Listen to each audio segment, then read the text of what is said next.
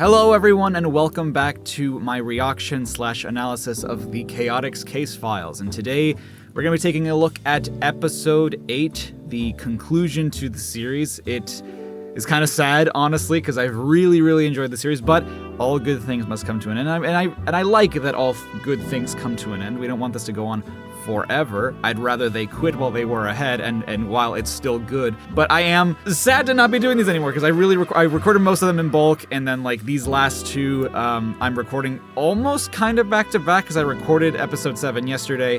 Episode 8 came out yesterday actually, and this is one where I do know nothing about. Like, I don't know anything about the conclusion. I do know about the Easter egg at the end just because people have been talking about it, and we'll get into it, I guess. We'll talk about it after the fact, but yeah, episode 8, the conclusion. I have no idea what's going to happen. I actually have no idea what the resolution is. I have no idea what happens in this episode, how everything wraps up. I don't know practically anything. So this is the best way to go into it, and I guess we'll just start. The Case of the Red Specter, Part 2. Oh, that's awesome art. I love that.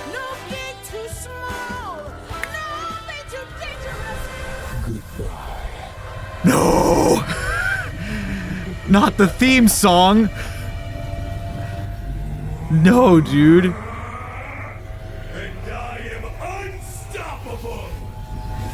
He does a great job, dude. I know I said it a lot last episode, but Here I am. He's killing it. Up in a cage in the ruins of Dr. Eggman's secret base. Powerless to help my friends. Except for the use of my brilliantly insightful narration of unfolding events. My teammates, Espio and Charmy, along with Sonic, Tails, Whisper, and Tangle, are facing down Infinite, a mercenary with a vendetta against all of us, who just disappeared inside a huge cloud of crackling black energy. It all ties into the ancient Astroscopic Lenses he stole to give himself an unknown level of power. Anyway, what's Infinite doing inside that cloud? Is that just interrupting Vector? Kind of sounded like a footstep. Coming up out of the cloud. Is that?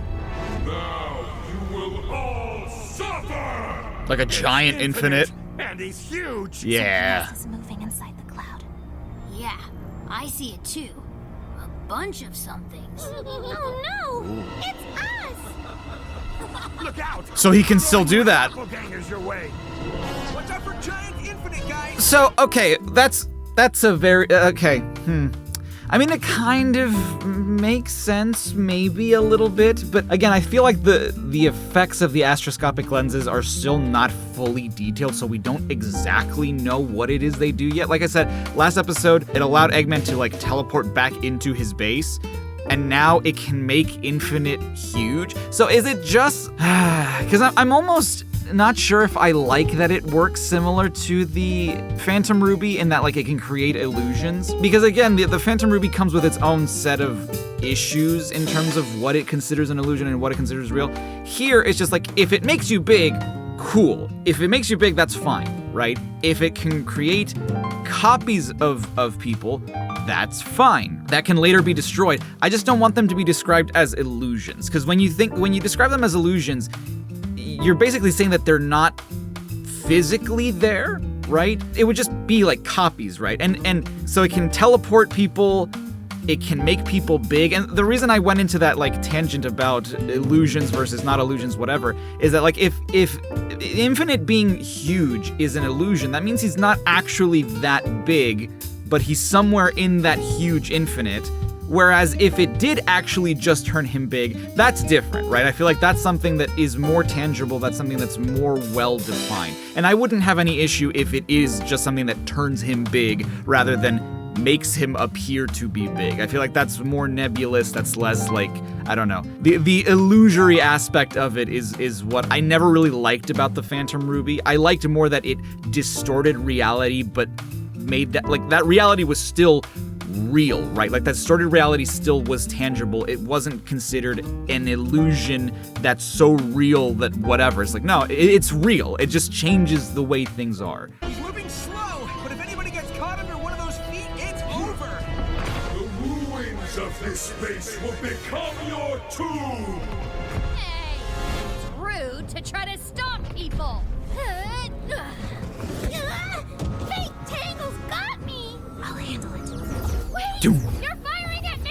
Uh-oh. Whisper, it's the other tangle. There's gotta be a way Oops. to tell which ones are the fake. Tails! Got any gadgets we can use on these doppelgangers? Oh, I think so. Maybe. Okay, I've got this reverberating inducer coil.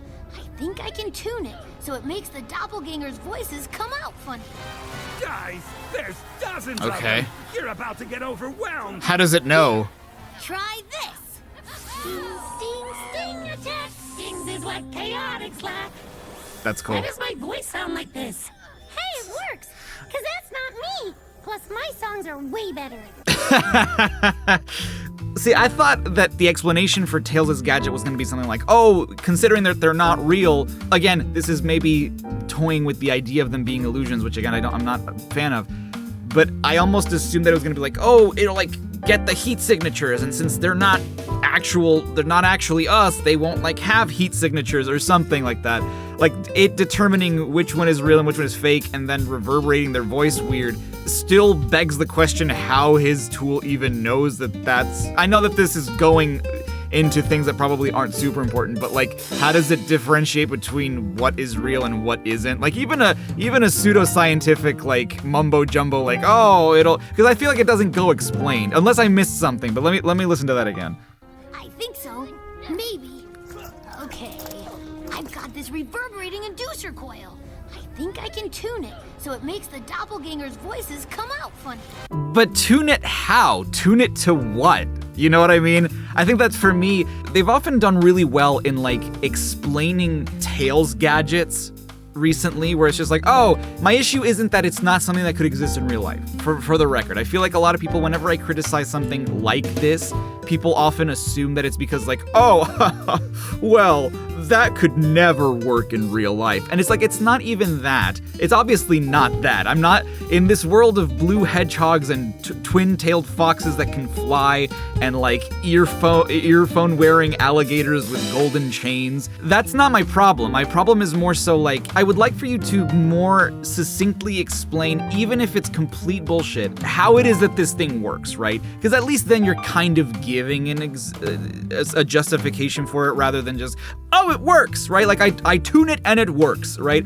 Because I don't know, I feel like that's a twinge lazy in terms of writing, because I feel like the Miles Electric did something kind of similar in colors, and there it was, I don't know, I guess maybe a bit more excusable because it was a translation tool, where it's just like the inner workings of it, I guess, aren't mega important to it. I can't think of an example off the top of my head, unfortunately, that really supports my argument, but I think it would be more clever even if you just had something that was a bit more pseudoscientific than just, oh, I tuned it and now it's going to help us do this thing, right? Like even having this in-universe reason why this, because already the fact that he has this gadget with him is convenient in and of itself, right? And so like I can excuse that. I can look past the convenience of having a weapon that helps you at all, but then being able to use it without really explaining why it works or what it does otherwise is kind of where you start to lose me with the writing a little bit. Again, if you had just said like, oh, because these copies of us or of him pretending to be us, whatever, aren't real, right? They're not the real infinite. They don't have heat signatures because it's not a real body or something like that, right? And so that's how like this reverberator works, for example. Or again, like something that allows the reverberation to distinguish between the copies and the real characters, because otherwise it's just like, here's my Deus Ex Machina that just works because the plot needs it to work, and don't ask questions as to how. Like, if you're gonna have something, at the very least, even if it's mumbo jumbo in-universe scientific things, it's better to explain it than not, right? Because then you set the rules for that universe, right? Like, okay, if this is what this thing does, it stands to reason that you can use this again in the future. I mean, even if you'd never use it again, right? It at least stands to reason that this is what this does for this moment in time, and that's why it works. And if you want to use it again for something else in the future, there you go, right? I think the Chaotix Copter is kind of a good example of what I mean, where it's just like, the Chaotix Copter, to my knowledge, and again, unless it's in the comics, which I don't think it is, it's never been a thing, right? We've never heard of the Chaotix Copter before, we've never seen it before, and yet it was instrumental in this show, right? It was kind of a Deus Ex Machina in that it showed up initially when it was never a thing before, but it also isn't like it was a one-time use, right? Whenever they needed to travel somewhere else, oh, well, what do? The Chaotix Copter, which we've established is a new thing in this series, but now it's like a rule that we have. It's a rule that we can use because no longer are the Chaotix constrained to the ground or having to use Charmy to fly, right? Now they actually have a thing that they can use. And we know, I remember there was an episode where like, oh man, how are we gonna get up there? And then I was like, oh, the Chaotix Copter, because I knew they had it, right? If they had never used it again, I'd be like, oh, well, why didn't you just use the Chaotix Copter? We've established you have that. I don't know. This is getting into other writing things, but again, point being, I wish they had just had a better explanation for why this gadget works rather than just, it works, you know? Guys, there's dozens of them. You're about to get overwhelmed. Here, try this. Sting attack. Stings is what Chaotix lack. Why does my voice sound like this? Hey, it works, 'cause that's not me. Plus, my songs are way better. Guys, everyone, the fakes' voices sound weird. That's how we can tell them from us. They're on to us. Take them out. Yes, Vector. Yeah. Why did that need to be restated? I feel like that was self-explanatory. They still got us outnumbered, at least 5-1. Yeah, except I'm about to even the odds. Sonic was like poetry in motion. His quills writing a sonnet of action as he spun through a homing attack, seamlessly into a flying kick. Infinite's forces fell like dominoes before the little blue wrecking ball. This is what I'm talking about. I talked about this in the last episode, right? And I think I even reiterated it at the end of the episode. In the last episode, there was something like, oh, Espio saved me by doing the thing with his kunai and whatever. It's just like, okay, that comes across as like really awkward dialogue because it's just like, nobody talks like that. But in this instance, it works because Vector's narrating it, right?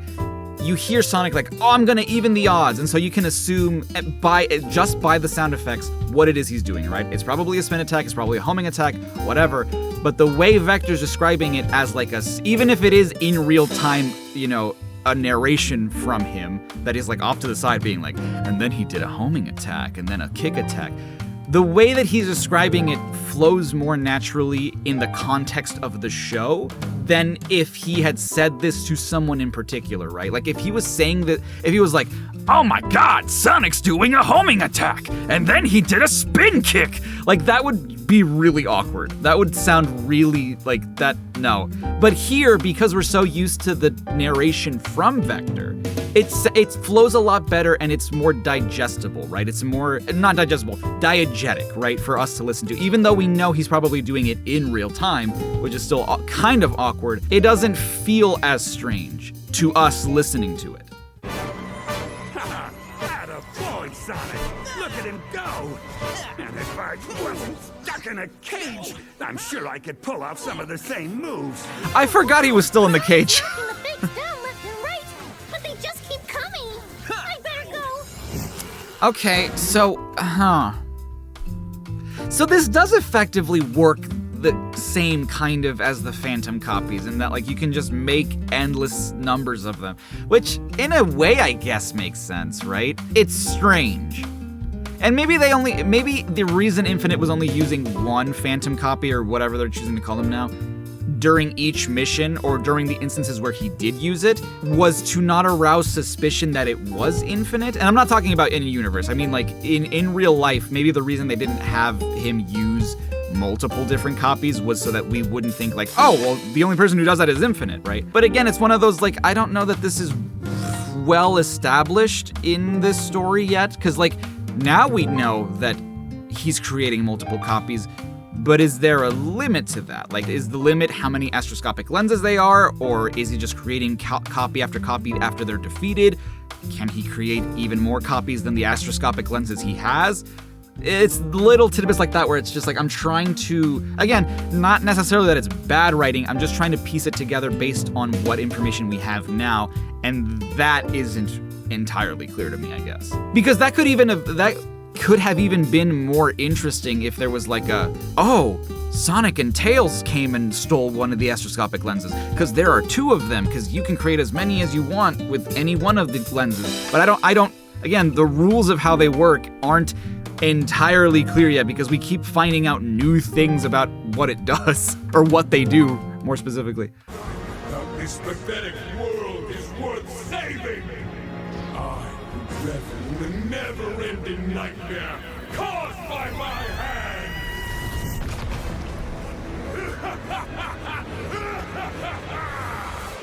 Whisper, if you see me, shoot me. What? I'm going to stay invisible. If you see me, it's not really me. Sonic, on your right. Whisper. That's smart. for Tangle. That's actually really smart from Espio. 2 more for Tangle. She's grabbing and throwing those fakes like they're hot potatoes. See, this is kind of what I mean. Like, if this was like Vector's inner monologue, excellent, right? But it's the fact that he's calling it out loud, and it's just like, why? Why are you, what? Why are you doing that? To who? They're busy fighting, dude.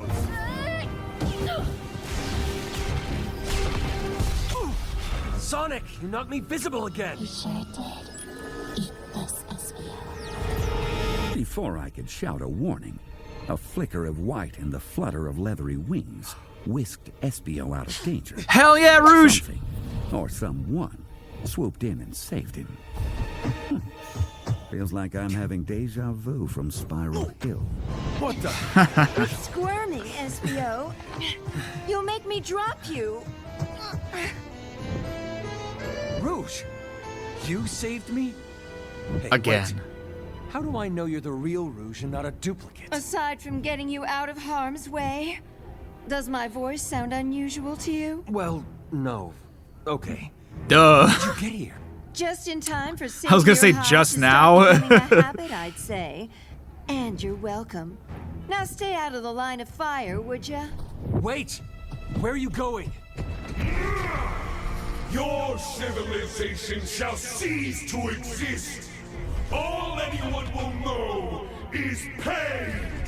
Hey, Tails, where's Charmy? I haven't seen him. Charmy! Espio, is that you? Can you make it over here to me so that we can talk? All this tactical narration is getting to me. On my way. Tactical narration. Okay. Vector, what is it? Have you seen Charmy? I've seen one of the fake ones. Never knew how effective the kid's sting attack could be. But no, I haven't seen our Charmy since the fight started. Have you seen Rouge? Rouge is here? Great! She can help fight! Look out! Infinite Stomp incoming! Even your names will fade. That's a little different. Like, him announcing that Infinite is going to attack them is different in terms of, like, the tactical narration, because he's warning someone that something's about to happen. He's not just stating, like, oh my god, one of my team members did something really cool, right? It's more of like a, dude, look out, Jesus, run away. Like it's the context is very different in terms of how you announce an action in a scene. If you have to announce an action that you wouldn't really normally announce, that's when it's awkward. But if it's to warn someone about something, that's very different, because you would do that. And again, you don't have to restrain writing to real life circumstances, but it does sound awkward under these circumstances. To oblivion, as your world becomes nothing but agony and darkness! That's the problem. Rouge pulled me out of danger again, and then disappeared. Look what I recovered, though. Hey, nice! You stole back your kunai. Couldn't let Rouge show me up like that. Hold on, Espio. Sonic, 3 to your left. Kunai out. See, again, he's warning him. That's different. That was close. Espio, can you finish picking the lock and get me out of this thing? Way ahead of you. Very nice. Did you take the kunai back, or did she let you have the kunai back? She might have let you do that. and make you think that it was your idea, that it was your skill. But she let you. More tumbler and... Yes! You're out. Finally! That cage was getting cramped. Too bad everything else has gone pear-shaped. We need to get up to that platform. The lenses are too powerful to let Infinite keep them. They're too powerful to let anyone keep them, come to think of it. Agreed. Yeah. Look out! Here comes another stump. So maybe Gunn shouldn't have them either. I'll crush you like the loathsome pest you are! Actually, could you imagine? Dude, could you imagine Gunn having something like this? Like, imagine if you will for a second. And this idea seems kind of sick in retrospect. But like, because I know that Gunn is supposed to be the good guys. But if they had something like the astroscopic lenses under their belt, that would justify however many gun robots they have, right? Because they can just keep making duplicates of them. Isn't that like, oh my god. It sure would explain how it is that Eggman can do something like this. For sure. Platform. Charmy! Oh no, the only fighter we've got left is Tails. And even if he could make it up there, which I kind of doubt, we need him down here in the fight. No, Vector. That's where Rouge must be headed. Up to the platform. Seriously? She's been talking about how she should be the one to collect all the lenses. Now's her chance. Okay, Tails has at least got to try. Where is he? There. Come on. We've got to fight our way over to him. Kunai out. Espio, watch where you're throwing those things. Sorry. Don't be sorry. Just hold still. Espio, look out! Hey, Whisper, watch it. I just barely dodged that. I told you to hold still. Can he not hear her voice? Sorry, Tails. I thought you were a fake. No, that'd be me. Here, have a grenade. Yeek! Get that out of here! I had this thought just now. Wouldn't it be so cool if the Phantom, I know that these aren't the Phantom copies, but like, if they do end up bringing Infinite back and they do end up having him keep the astroscopic lenses or whatever, if they end up having him come back and have this ability to create copies in whatever way, wouldn't it be such a cool character thing to have the copies talk in ways that Infinite views the characters? Not necessarily have them speak in like Infinite's voice or something, right? Because I feel like that's what a lot of media does, like the copies talk, or the character talks through the copies. I think it would be so interesting to get the insight of who Infinite is as a character by seeing what he thinks of the other characters based on how the copies he makes of them speak. For example, like, what does he think of Tails? How does the Phantom copy Tails, again, Phantom copy, express himself, about Tails? And that's how we would understand how Infinite views these characters. I don't know, I feel like that would be a really interesting character development kind of thing. Because it's not even necessarily who those characters are, it's just how is it that Infinite perceives these characters to be. That would be really interesting. Oh, hey, careful with the grenades, Vector. Sorry, Tango! Look out! Here comes the big guy again! The only name anyone will know is the name of their tormentor, Infinite! Oh, what an ego on that guy. Ow! Tangle's tail really packs a punch. The real one or the fake one? I don't think it matters. Yeah, I was gonna say it doesn't. Tails, It doesn't can you matter. get up to that platform? Not if I'm going to keep the inducer coil going down here. We're just barely hanging on as it is. Without it, we're finished. Do you need to be down there? Vector, I guess so. I've got you covered. Good grief. Is that Charmy flying the Chaotix copter? No, that's Charmy in the Chaotix copter. Gerald's the one flying it. He's where the tail rotor used to be, acting like a jet engine. Okay. That wreck could get airborne at all. Right. Wait, okay. Hold on, did Charmy fly all the way back to Vanilla and Cream's house? Explain what was because where are we? We're not in like the hidden base, right? The one that they said was a day away. We have to be somewhere else, I presume. And even so, how did Charmy fly all the way there, let them know what was happening, did Gemma like fix the copter before they... I'm so confused. I feel like this just happened way too fast. I think that's why I'm confused. Oh, Espio, grab on, and I'll get you up to This seems like a terrible idea. And yet, we're out of options. It's the only one you have, Give me yeah. a boost? Well, I don't have any better ideas, so yeah, make yourself small. Consider me throwable. Consider me tiny. Chameleon fastball incoming. Yo! Now grab on! Nice grip! Now climb aboard! Okay, I'm in. Hey, how'd you get back to Floral Forest so fast? Oh, is that from the comics?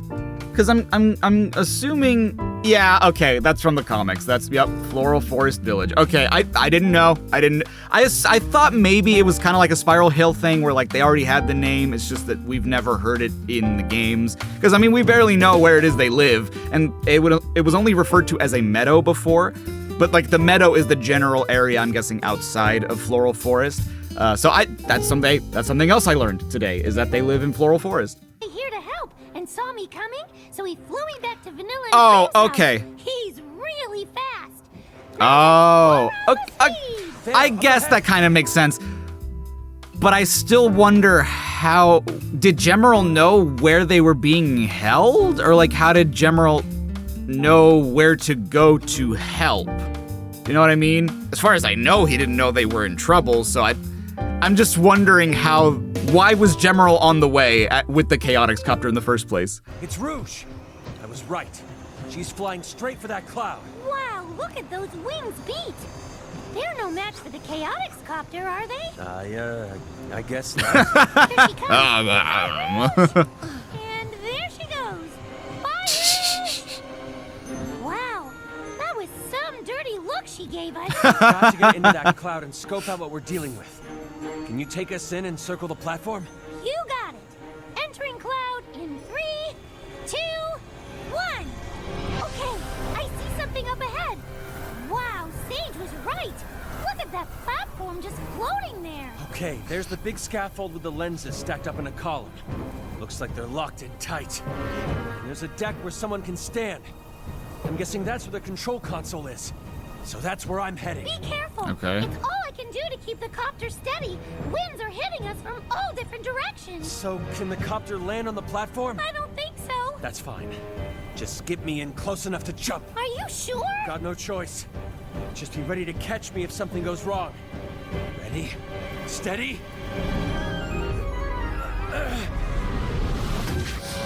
Oh.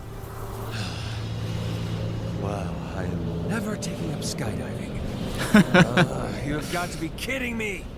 2 release buttons? Of course. The platform.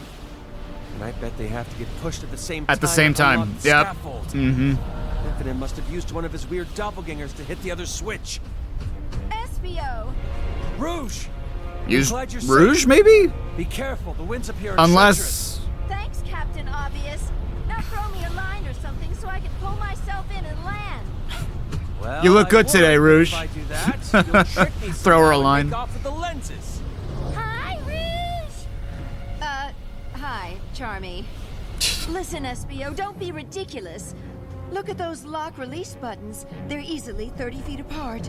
You can't hit both switches It's very at once. descriptive. Oh, yes, I can. His If I kunai. push one myself and hit the other one simultaneously with a kunai. Hell yeah. Yeah, he can. He would and he can. Look, I'm flying the Chaotix Copter. At least he's having fun. Anyway, Espio, with these crazy winds, hitting both switches would take an impossible level of expertise. Oh? A challenge? Expertise one might find in a devoted student of ninjutsu? Observe! Kunai out! Yeah! Oh. Yes! Platform unlocked. I should have let Whisper shoot you. Well, that's not nice. Believe me, Espio, you'll never know how nice I could have been to you. I'm out of here. What the hell is up with Rouge in the show? I wonder what she meant by that. Yeah. She never makes any sense.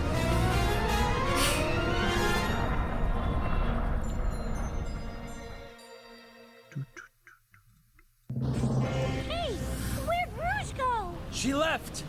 Be ready to catch me when I jump. Okay. Now, Let's see about getting those lenses out of there. Okay, Espio's at the edge of the platform, and oh, he's got a great big stack of lenses! Now, Charmy! Oh, you're jumping now? You're jumping now! Okay. Oh my god! Coming up! Whee! I'm upside down! Can helicopters even technically barrel roll? Made it! And with all the lenses! Just... I don't think I've ever thought of that. But, yes. And that thing you did, throwing the kunai? That was amazing! All in a day's work. For someone dedicated to the ways of the ninja. Whoa! What's going on? I think it's an air pocket! I can't get the copter level!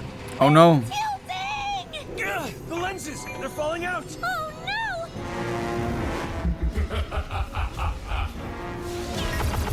If Infinite or one of the fakes don't get us, I'm afraid friendly fire will. Don't give up! Not yet! Espio and Charmy are on the job! You heard the man, everybody! Keep going! We got it! What?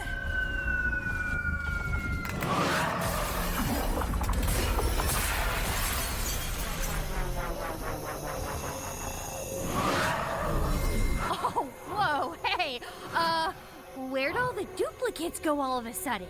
See, okay, that's a really good way of doing that. I know what I said before, right? Where like you're sort of giving it play-by-play in real time. I think that this is a better way of doing it. Because again, it's just really excellent, like, audio production and sound direction. Like you can hear that a lot of stuff is happening. You may not know exactly what is happening, right? But you know that something is cracking and breaking just based off of the sounds that you're hearing. And then having someone at the end, in this case Tangle, be like, where'd they go, right? Like that gives you enough information and it sounds natural enough to where you're not like, oh my god, they're disappearing, right? Like whatever happens in the background happens, even without you having to see it, and then you can have someone react to it. And granted, it's sort of a case-by-case basis depending on how things play out, but I really like how that one played out, right? The things happen and then someone reacts to it. It's not like you, oh my god, everything's breaking, the helicopter's coming down, blah, blah, blah. Oh no, the copies are disappearing. Whatever happens in the background happens and then someone reacts to it. I think that was a really good way of doing it. It still gets the point across with a good audio design and it just sounds natural rather than just having a character announce what's happening. Tangle's right! And look, Infinite's shrinking. Not just that, he's weakened. Whisper's right! He's staggering! Charmy and Espio must have done it! The lenses are offline! He's normal sized again! Tackle him! Everybody pin him! Go get him! Huh? Why, Tails?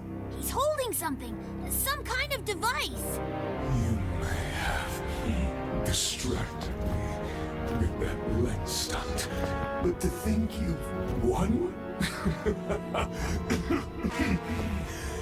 You've only prolonged the unavoidable. It's a bomb! Everybody, scatter! Is he gonna blow himself up? See you when you least expect it, Sonic. Looking forward to it. I guess Infinite will return.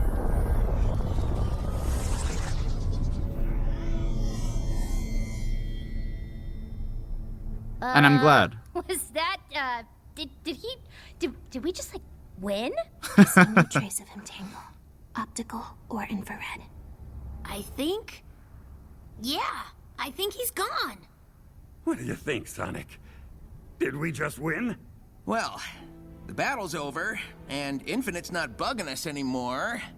Sounds like a win to me.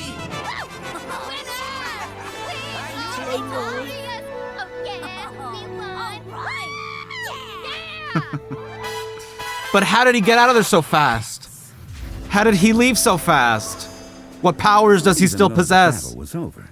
It was like a nightmare that lingers with you once you're awake. Just couldn't get it out of my head. And Infinite had mysteriously vanished, like Charmy when there's chores to be done. The case was closed, and so after a couple of days, we made our way back to the agency office. Hell yeah. And wiser for the experience. There's that voice again. He's still doing it out loud. I didn't think it was possible to be this sore. I've got sore places on other sore places. At least we're back in Seaside City. Let's get to the office. I hear you. Actually, can you hear me? I feel like all my joints are squeaking and crackling. Oof. I've never been this tired before. I can barely stay in the air. Hey, Charmy, just this once.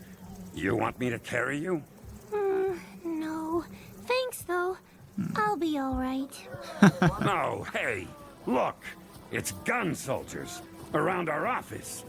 Just what I was hoping for. We'd better go see what they want. Commander Tower, Professor Victoria. How thoughtful of you to drop by. I am not much in the mood for pleasantries, Vector. Your services were engaged to recover the astroscopic lenses, not to destroy them. Though, after talking it over with the professor here, I will admit, grudgingly and with great reluctance, that the outcome you achieved may have been for the best. I know it's not what we hoped would happen. I was looking forward to analyzing the lenses myself, truth be told. But, as it turns out, you and your friends did the world a tremendous service. We were, unaware of Infinite's return, and of his involvement with this whole affair. What would you have done even if you did know? Like, think about it. He can create copies of anybody, any of Sonic's friends. Gun doesn't stand a chance against Sonic or any of his friends. And he can create multiple copies of them. And you lost the first time around. Even if you had known about Infinite, what would you have done? You couldn't have done anything. Yeah, well, it took us a while to figure it out. And you're not even at full capacity yet, by the way. Like, Gun is not fully reestablished as far as I'm aware in this show. So, double, like, what would you have done? It doesn't matter. Longer than it should have, if I'm being honest. Don't beat yourself up, Vector. You deserve a reward. Which is why it's my pleasure to bestow upon you the honorarium. Honorarium we discussed when we first spoke. Honorarium? Reward? Money? Here you go. One for each of you. And this paper is what, exactly? They're honorary degrees from Spagonia University. Congratulations! Yeah. So, Yeah. there's no actual reward. Nope. I mean, not a monetary one. Nope. Which is its own reward, I think you'll Oh, find. come on. Does this mean I can tell people to call me Dr. Charmy? Well, they didn't learn anything, though. What's the degree in? Like, oh, here's a paper. You can just be like, ah, yes, I am learned. No, these are associate's degrees. Because you're our associates now. Isn't that great? Yeah, great. Oh, and the best part. Remember how the Chaotix Copter got sidelined? Sidelined is a little generous. Right. More like totaled. Wait, why are you bringing that up? Because I've got a wonderful surprise for you. Also, wait. That assumes, or that implies, rather, that Gun surveyed that Eggman base and found the Chaotix Copter, right? Otherwise, how do they know? How do they know it was broken? What that means, you won't have to walk everywhere. You got us a new helicopter? Even better. I got our engineering students to restore your old one. Yeah. Restore? Yeah. Students. Yes. First-year students. It was a great learning opportunity for them. I'm sure it And was. They put the Chaotix Copter back exactly how it was when I first hired you guys. Down to the last bolt. Wow, I don't know what to say. Except thank you. This is incredible. The Chaotix Copter Classic. Back in action. Well, Vector's happy. Right? Isn't it great? Yeah. I guess. Great. Maybe we could put seatbelts in it this time. That's settled then.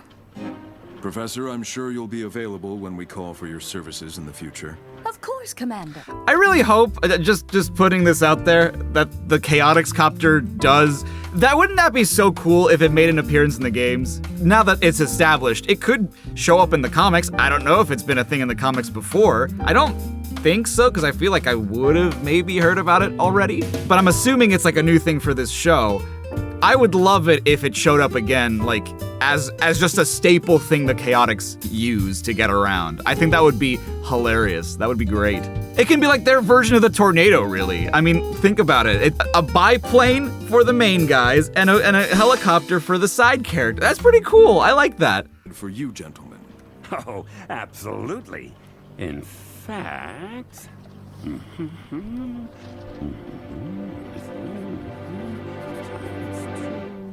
Here, take this. And what is this? Our phone number. That's our fee schedule. Payable in cash. Daily. Oh, Vector, you're so funny. See you boys later. What's funny about that? Well, all things Where's the considered, joke? Especially since we got our copter back.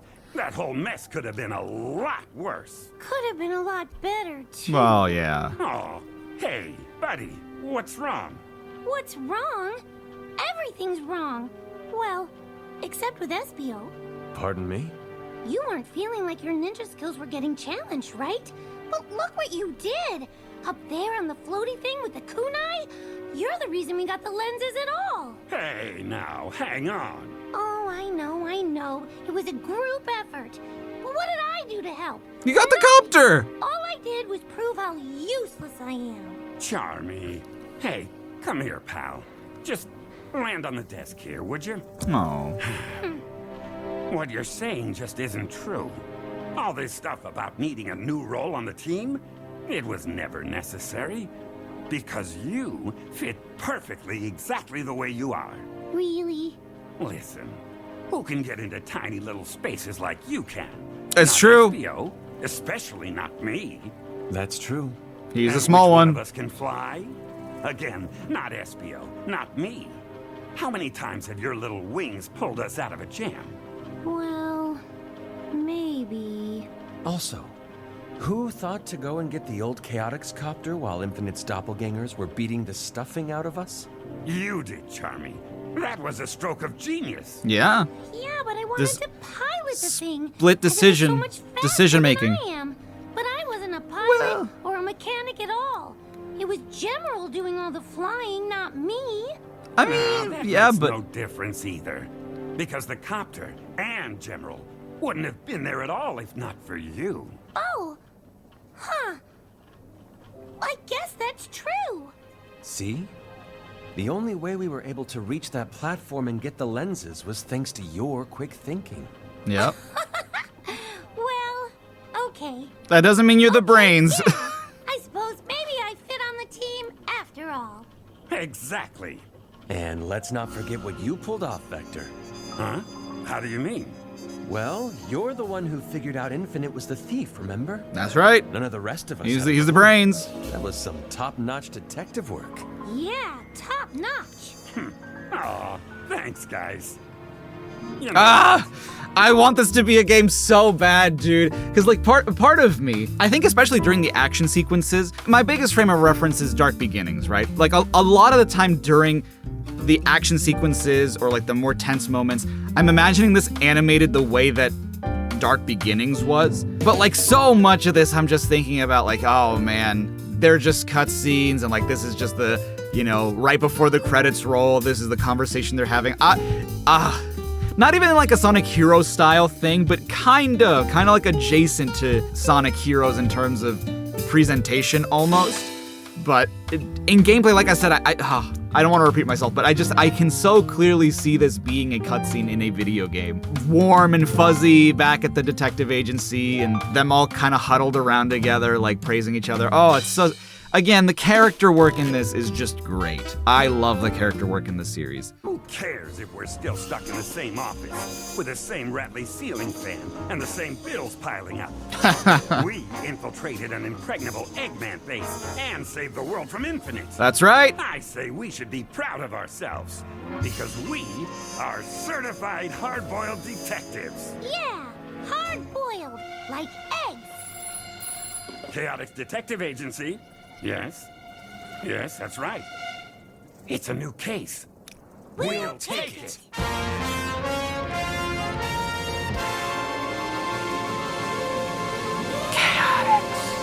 Now, I have the advantage, I guess for lack of a better term, of having watched this not when it premiered or not when it aired first.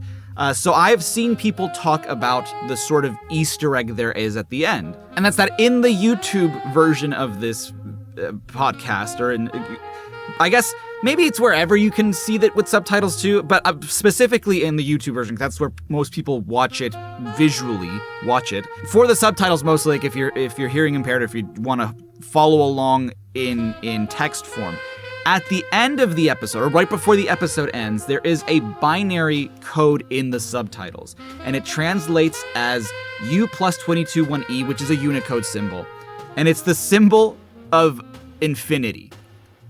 And that's very interesting, right? Normally I'd be like, oh, that's a cool little Easter egg, right? Like, of course, before the episode ends, Infinite, like, is still there in Unicode because he's gonna return.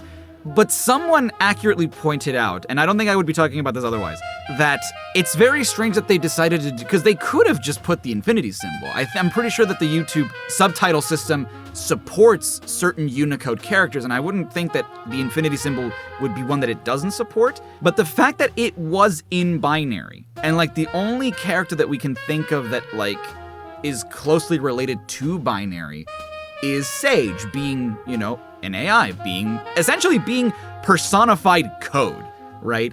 And so that's very interesting as to what's the relation there between Sage and Infinite, or like where are they going to go with that? And I do believe there was something about it tying into where they are in the IDW, because I'm pretty sure Sage was just introduced in the IDW comics not too long ago, actually. So I'm wondering if now that she's been introduced there, after the events of Frontiers and wherever they're at in the story for IDW, or like where the IDW side story to the games is happening, if Infinite's going to start showing up in the comics as well. Again. Or I don't know if he was ever in IDW, or if that was like just side stuff and then post-Forces stuff. I'm not sure. But I'm wondering if now is the time where there's going to be like a Sage Infinite storyline in the comics. That would be very interesting. And that's something I would absolutely love to see in game form as well, because that's a very interesting dynamic. That's really, really interesting. And I mean, damn, with how much content they're adding to Crossworlds, I think it would be great. And obviously they don't need to do this. It doesn't make a whole lot of sense that they would do this. But I think it would be very funny if Infinite showed up, right? Like, why not? If he's gonna be another mainstay bad guy, right? You have Zavok and Zaz in there. Who cares? Just have Infinite too, or like, I don't know, an AI version of Infinite. Who cares? That'd be fun. No, but that was a delight to listen to. Like, the entire thing was beginning to end, and again, with a couple exceptions at the end, which to me are, it's not that they're necessarily nitpicks, I think that they're genuine critiques of the writing and whatnot. But like, the fact that it was really only during these last two episodes, and I can't remember if I talked about this already in this episode or not, but I think that it's very interesting how, I think that the writing is so much better, and it's a lot more excusable when it is the comedics of it. Because when you have more serious moments, that's when it is a bit easier to like point out, hey, this doesn't exactly work because of just how it was written, more so than anything. Whereas when it's more comedic, you can have fun with it, and obviously you can still critique it, you can still poke holes in the logic of it all. But I think that's easier to do during the more serious moments than it is in the more comedic moments, because I think about like the moments with Tori, right? And some of the moments with Tori are a bit more on the serious side, but they are played for laughs a lot of the time, because it's one of those, like, because this is so serious, it is kind of funny that they're not taken so seriously, right? But during the stuff with Infinite, unless they're making fun of him, there's really no point where it feels too comedic.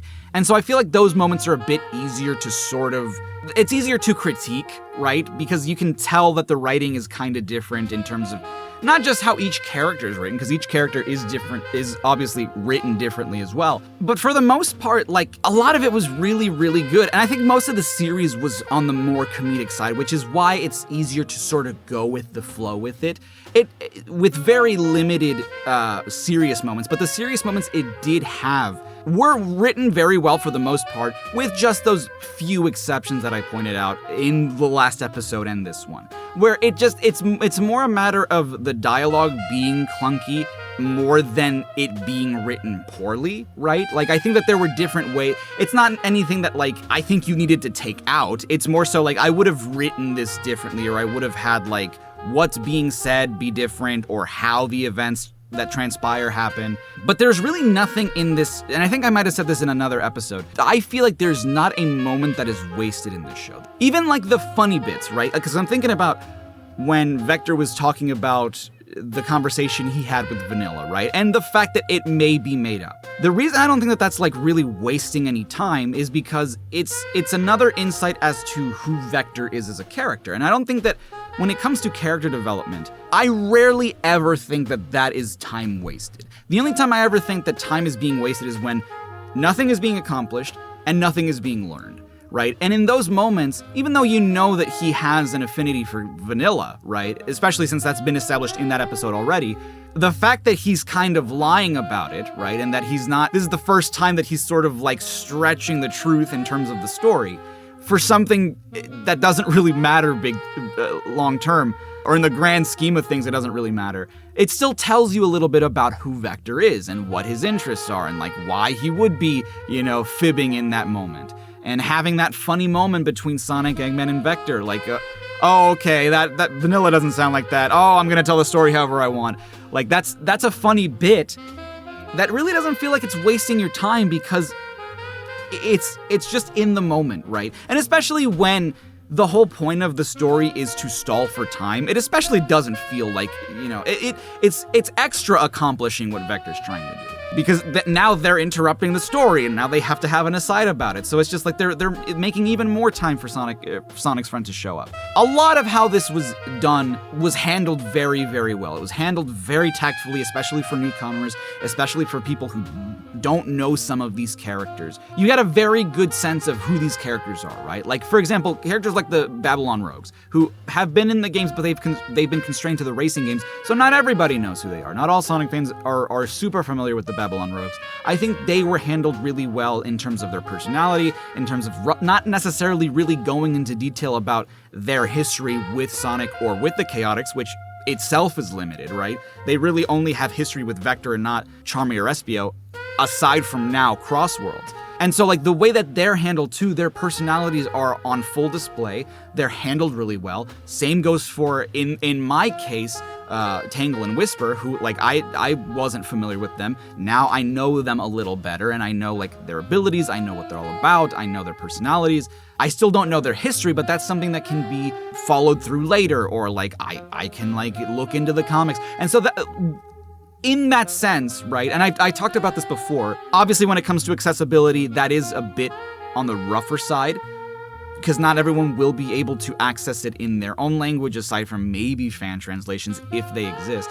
But at least the way that they were handled in this series, it didn't focus on anything that I needed to know about them immediately, right? Like, everything that was described about them was something that served the purpose of this particular plot, and that was kind of all I needed to know. Again, I think that it's maybe the reason that I feel that way is because of my investment with this series as a game series, and that's why, like, the idea of them being introduced in a capacity where I don't know who they are, and then just being told, hey, yeah, we've known them for a long time, maybe that's why that gets to me a little bit. And again, I am thinking about the people who may not have total access to being able to, because for example, I looked up how accessible it is to find, like, legit sources for a Spanish version of it, of like the IDW run of comics, and it looks like the first few comics, and I could be wrong about this, but it looks like the first few comics were officially translated into Spanish, whereas a lot of like the sub stories or like the specific runs of stories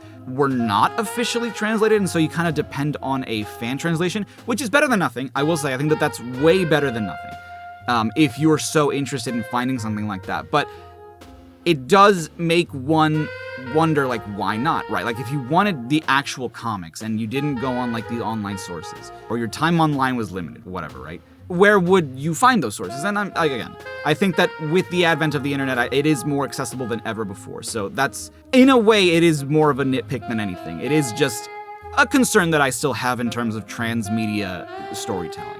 But that aside, that is, again, just something I like to talk about when it comes to this series and when it comes to storytelling in general.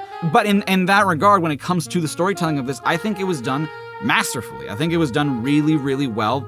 Everything was so clear in my mind. Again, like the sound direction was so good, the voice direction was really good. There were a couple lines where I'm like, oh, maybe they could have done like a different take of that. But it's like, it gets the point across. It's not really something that ruins any of the scenes, right? It's just like, oh, I think maybe more emotion could have been put into that line, or maybe this word is enunciated a little weird. But that's really, again, I feel like that part is definitely the nitpicking part.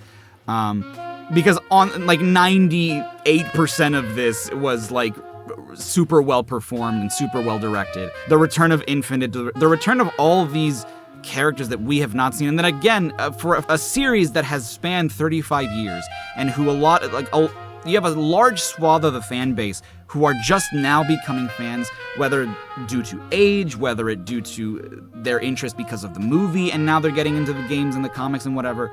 You have a new audience than you did even just 15 years ago, 20 years ago. And so a lot of people don't know who Vanilla is. A lot of people don't know who Gemerald is. Again, it may seem incredible, but a lot of people may not know who the Babylon Rogues are. The commander from Shadow the Hedgehog, right? Especially Tori. Tori is a very niche character because she's only really been as a character in a Tales tube. So she is a bit more niche, even though, right, like everybody has access to that YouTube channel, but if you check the views, it's probably not the same amount of people who have played the games in the past. So like, it's just a good way to focus your attention on a lot of these side characters. Because really, even Sonic in that final battle was really not focused. He was just another part of the team. And I think that's really cool. I do, at this point in the series, and I think I said this in another episode too, I want to see them focus their attention on the side characters as well. And I think that we may be getting more of that,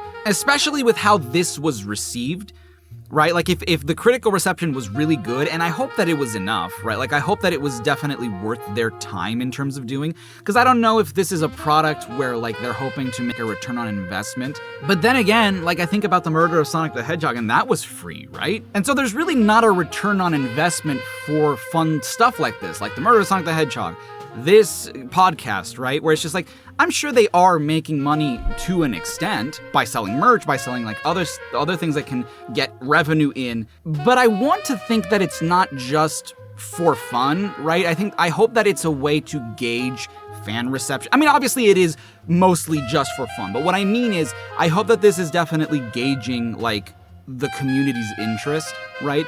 Because ever since the murder of Sonic the Hedgehog came out, people have been like, so when's the next one, right? Like people loved it. And it was great. It was written great. It showcases the personalities of these characters fantastically. And so people want more of it, right? People want even bigger games in this format because even though back in the day, right, back in 2020 years ago, 2006, and from that moment, I mean, probably since Heroes, right? Heroes all the way to 06, the general sentiment at the time, especially for like big gaming publications and not necessarily fans, I don't know how the fandom felt at the time, but people were getting fatigued of Sonic's friends. They were like, okay, we want you to just focus on Sonic, because if you're not even gonna get Sonic right? Or maybe the problem is that you're focusing on all these different playstyles and you're not focusing on just the one. And then that's where, you know, they sort of dialed back really heavily with Secret Rings, Unleashed, Black Knight, where it's just like, okay, I mean, even Black Knight had additional characters to play as that mostly played the same. But for a while, it was just Sonic, right? Like, okay, understood, you just want Sonic, we're just gonna give you Sonic. And since then, I think in the advent of the 2010s, as kept going and we kept getting just more and more solo Sonic games, I definitely started to see a shift, and I agree, right? Like, I love Sonic's friends. I love being able to play as all these different characters, especially when they're fun to play as, right? Even if they play similarly to each other, it's cool to be able to play as all these different characters. Why have them if we're not going to be able to play as them or be them or whatever, right? If they're not going to have a larger role in the story, why have them at all? And so I really hope that side projects like this, that aren't necessarily really raking in the cash for SEGA or for Sonic Team, are showing them at the least that, like, people like these characters and people want more of these characters. I hope that they see everybody saying, I want this as a game, right? Obviously, that doesn't mean, just make a game and everybody's gonna love it, right? No, obviously make a good game, but I more so want the takeaway for them as a company to be, hey, people like these characters, we need to put them in the spotlight again. With the year of Shadow, right, and like the focus on Shadow, and Shadow's kind of easy because he's really, and not to say that he's just a Sonic reskin, but in terms of playstyle, they are very similar. So it's way easier to make a Shadow game when you already have a Sonic framework, but especially with, the Final Horizon update where you could play as Tails, Amy, and Knuckles. And so I feel like they're slowly reintroducing the concept of like, okay, let's make these characters playable again. Let's make it not just Sonic, but Sonic and friends. Because again, Sonic is not a main player in this one, which I think is great. I think it's great that you're giving the Chaotix the spotlight that they deserve, and like these other characters the spotlight as well, and having Sonic just be a team player in this story. I think that's great, and I would love to see more games and more products like that, where other characters take center stage. We get more of their stories, more character development for them. Apparently this was written a while ago and this started being produced a while ago. I don't know why this is just coming out now, but I hope that it's a sign of things to come. There's a part of me that doesn't believe that this is solely to commemorate the 35th anniversary. I feel like this is a little bit more than that. I don't feel like this is just a celebration of Sonic. I want to think, and maybe it's just cope, but I want to think that it's more than that, and that it is hinting at them doing things with other characters, or them bringing other characters back for future games. At least that's what I want to see. But I hope that you have enjoyed watching and listening to the series as much as I have, and I hope that you have taken something from all the things I've said. I know that it's not always pleasurable to hear someone critique something that you may enjoy, but to me, I get a lot of enjoyment out of that. And it's not the being contrarian that I get enjoyment out of. It's the analyzing what it is I think works about any given product, in this case, this series, that I enjoy, and picking it apart and seeing like, okay, what doesn't work? What should you have done instead? Or what do I think you should have done instead? What absolutely worked? What do I want to see more of? What do I want to see less of, right?